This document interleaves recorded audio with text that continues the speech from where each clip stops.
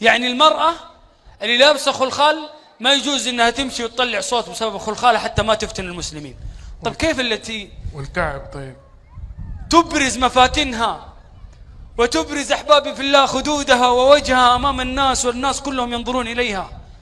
إن الذين فتنوا المؤمنين والمؤمنات ثم لم يتوبوا فلهم عذاب جهنم ولهم عذاب الحريق. يا إخواني، الله عز وجل يقول: يا أيها النبي قل لأزواجك وبناتك ونساء المؤمنين